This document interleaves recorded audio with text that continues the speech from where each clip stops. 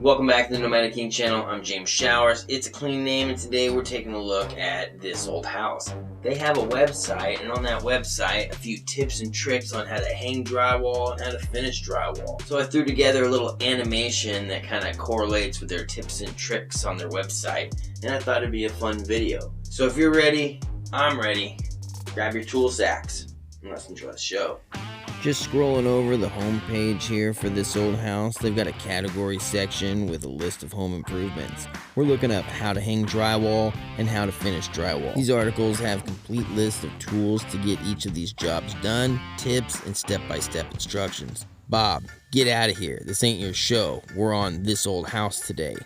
Now they got a diagram here that's going to show you the walls, the structure, and a couple tips like these screws up here. Now check your local code. Some places need glue, some places have shear walls. There's a lot of great tips like the staggering of the seams over here and not breaking my windows.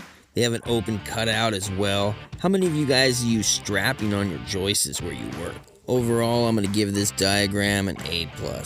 You're going to need to measure and cut out your piece. That will be step 1. They do have the list of hand tools like we spoke about earlier, and they do have step-by-step instructions. Now you got your first piece cut, it's time to start hanging that ceiling. You can throw it up manually with a partner or use a lift. You need to make sure you mark out any boxes before you hang a sheet, so you can grab your cutout tool and router out the box. Now that the ceiling or lid is hung, we're going to grab a partner and start putting up walls. One guy cuts and hangs, the other guy screws off and routers. Now you're wrapping up the place. Make sure you've gotten all your windows, doors, and boxes routed out. You don't want to back charge once you finish the house. Metal versus paper. Let me know which one is your favorite in the comments down below.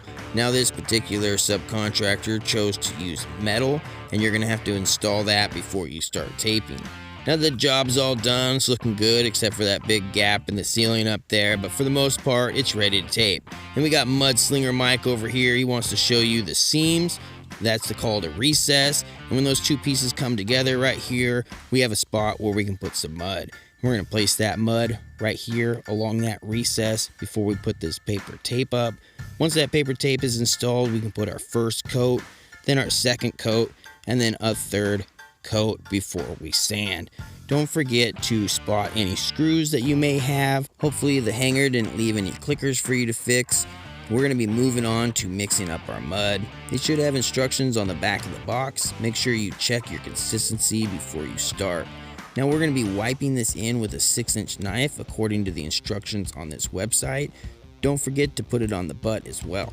We're going to place that paper on the mud. Make sure the paper is sticking to the mud. Now a banjo or a bazooka would have done both these steps in one shot, but I'm assuming this is for a standard homeowner. Now you're going to have to take that blade and wipe out all the excess mud, or as Mr. Miyagi would say, wax on, wax off. They're putting these corners in by hand as well. They're going to have to tuck them in with that 6-inch knife and then work that all the way up. You can use a tool like this to go ahead and place those corners in a little bit better. Either one of these metal or paper corners, you're going to still have to coat all the way across, and you're also going to have to coat over the top of the seams. That'll be the first, second, and third coat. Now these tools right here, like a box, definitely makes the job a lot faster and easier. Not too sure why they left a 1-foot rip at the bottom, but you're going to have to get down there and sand that.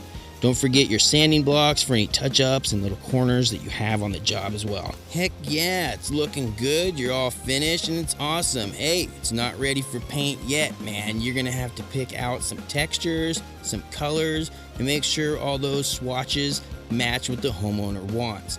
Now that it's all done, it looks great and it's ready for any family to move on in. Welcome back from that fun little look at the tips and tricks of the drywall world. If you like, give this video a like. It did take quite a bit of time.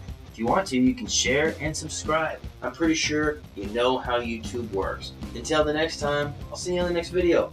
Peace.